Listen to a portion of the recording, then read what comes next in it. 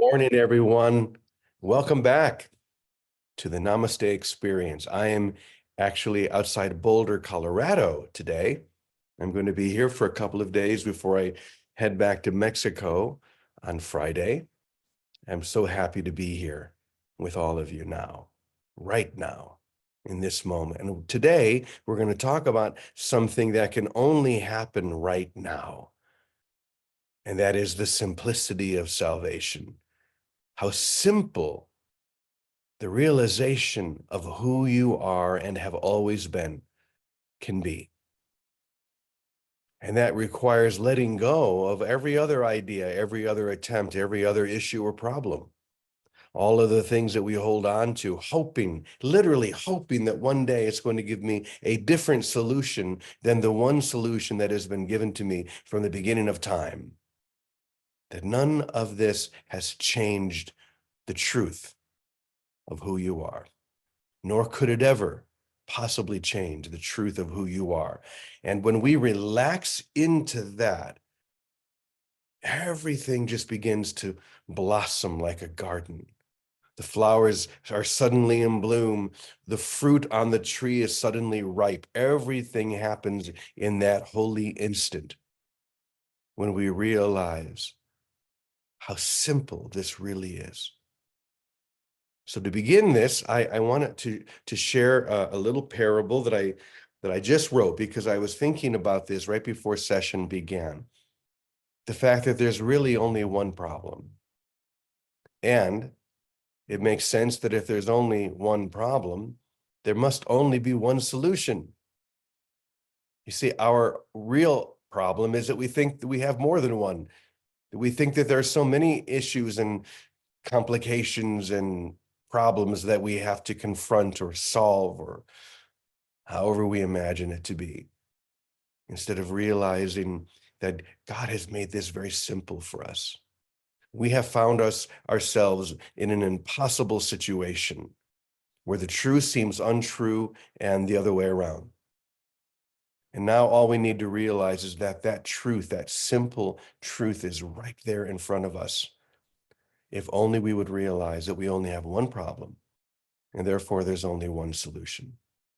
So here is the parable for the day. You seem to be confronted with so many problems and challenges, Mother said to her disciples. But in the end, there is only one problem you must face. And if there's only one problem, then there must only be one solution. Tell us about the single problem we face, one of her disciples asked. Yes, and tell us about the one solution that answers them all, another one chimed. I will tell you a story that will answer both, Mother said. There was once a king who ruled over a vast number of people. They would all come to him with their problems and challenges, and no matter what they were, the king would always answer with these words: I know that your life seems difficult. But if you learned, just as I did, that there is only one problem that you must answer, one question that you must answer, then all of your difficulties would fade and would disappear. The subjects who came to him seeking advice would all leave with sad or even angry faces, for the king would never explain what that simple difficulty was. Then one day, a young child came to the king and said, Your Majesty, I have lost my innocence, and I cannot find it. No matter how hard I look, I've heard you tell so many people that there is only one true problem that we face, and therefore a single solution. Can you please tell me how to find this innocence I so desperately desire? The king looked at the boy and said, A sparrow cannot lose being a sparrow, and a lion cannot lose being a lion. And you, my child, cannot lose being who you are. But this is why I'm so confused, the boy said. I do know who I am. I am Sundra, the son of the town blacksmith. This I have known since I was born. And herein lies your single problem, the king said. The only problem that you'll ever have. You are not a boy, and you are not the son of a blacksmith. And every person who comes to me comes with the same confusion. They say, I am this or I am that, and sometimes I change and become something else. But they forget the truth within them that can never change. And it's the very thing that you are searching for, my son. My innocence, the boy said. Yes, the king answered. If you remember that you are innocent even of your own concepts, that you are innocent even of your own concepts, then you'll remember that you are free from all concepts and all illusions. If you remember that the truth of who you are is unchangeable, then the unchangeable nature of that truth will be yours. And so the boy left the king filled with wisdom and insight, and he told his story to every person he met from that day forward. Don't forget this lesson, Mother said, for in the end, it is the only lesson you are here to learn. Just as the sparrow cannot stop being a sparrow and the lion cannot stop being a lion, you cannot stop being the perfect extension of a perfectly loving creator. Now, all you need to do is to give this wisdom away to everyone you meet, just as I do, and then you will never lose it. You are the perfect extension of a perfectly loving creator. Isn't that all you need to know? The perfect extension. In other words, there's no variation from that. There's no change from that. And yet in our minds, we have every excuse for changing. It changes to here, it changes to there, and then something else the next day. But the simplicity of salvation, the only answer that you're ever really looking for is that who you really are cannot change. And if we put our focus there, then everything else falls into place. And we can begin right now by putting our focus in that same way upon everyone that we meet, everyone that's in this room, everyone sitting at Namaste Village, everyone watching on Zoom or whatever it might be. To realize, just as God realizes, whatever God is, it is the perfect realization of one. The perfect, unfettered realization of one. There's only one life. There's only one extension of grace. And this is the only place for us to put our attention. And the way that we are called to do that is by giving it away. That which I give to thee is received by me. So the more I share this vision, just as Mother did in this parable, this is how she remembers, this is how we remember. So once again, the simplicity of salvation is truly simple. You cannot stop being who you are. And who you are is the perfect extension of a perfectly loving creator. We can try and change that. We can build a supposed past that seems to prove something, but it proves nothing. The only thing that we are here to prove is love. That love is the only reality, the only goal, the only thing that exists. And if we can do that, then everything else is given to us without delay. So I'm going to turn it over to Vicki and see what she would like to share from there. Good morning, Victoria. Good morning, Brother James. Good morning, everybody. So nice to see you. Happy Holy Silent Wednesday, everybody. And this is most delightful, dear Brother James. Most delightful, because I'll try and keep this simple. This is what occurred to me. Because the one problem that seems to be so many The one problem is that we put our attention on the misidentity, whether we call it a problem or a sickness or a war, we pay attention to it. We pay attention to the error. That's the one problem. And the one solution is pay attention to only the truth, the light in one another. Pay whole attention without exception. And that's where we find peace, joy, and love without opposite. If we are willing to not take an opposite, as soon as we choose the opposite, I'm not as God created me. I am this dream figure in this sequence, and I live in this world of many years of things happening. As soon as we do that, we have gone into the opposite. But love has no opposite. We have gone into what we have made our belief be an exception, but it was just our belief that was the exception, not the reality. So when in the Course, Jesus says overlook, and sometimes it can seem, oh, what do you mean just overlook? Well, overlook it. Overlook the error. When I see a problem, violence, hurtfulness, craziness in a brother, what am I supposed to do? I'm supposed to overlook it? Yes, it is that simple. We qualify things. That's what the ego does. We endlessly qualify things and give it trying to give it some kind of substance or some kind of value when it has none. We either are the spirit or we are the body. It is that simple. And every problem is that we take the body seriously in one form or another, in our own body, in someone else's body.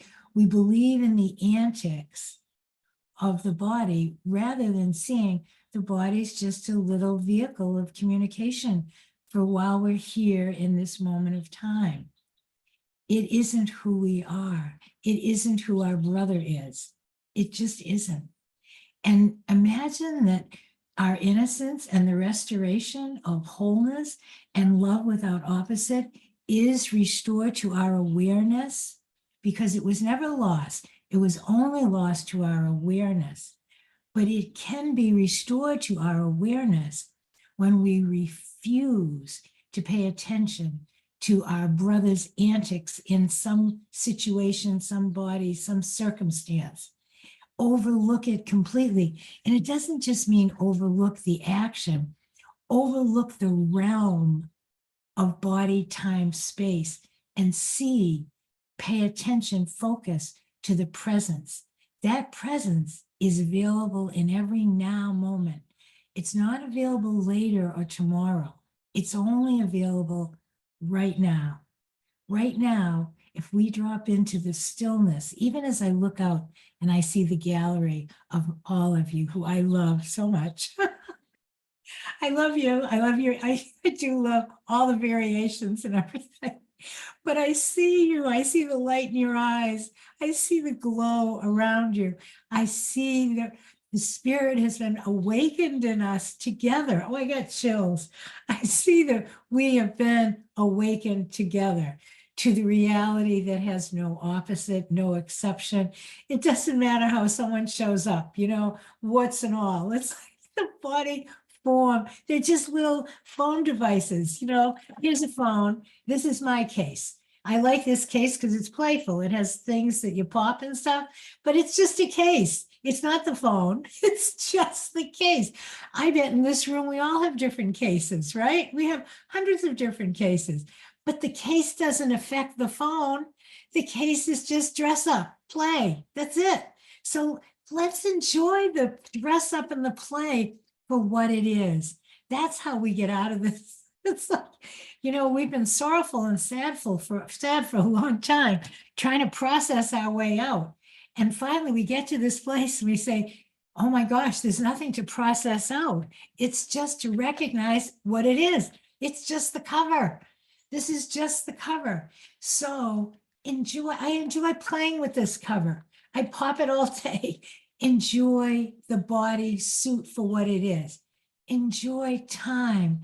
because time is being used for one purpose, to recognize the spirit that's alive and awake in everything, not just everyone, in everything. And whether another brother thinks that is so or not is irrelevant. That's why this is without opposite. There are no exceptions in my willingness to see only that. If I'm willing to see only that, I am at the effect of what I see. I am always at the effect of what I give. That's the law of love. As we give, we receive. So if I give only vision, this is called Christ vision, and recognize that holy spark, that presence in everything. And my cat's meowing. He's agreeing. Can you hear him? He's meowing away. If I agree that that's the light of the world, that light is what we all are.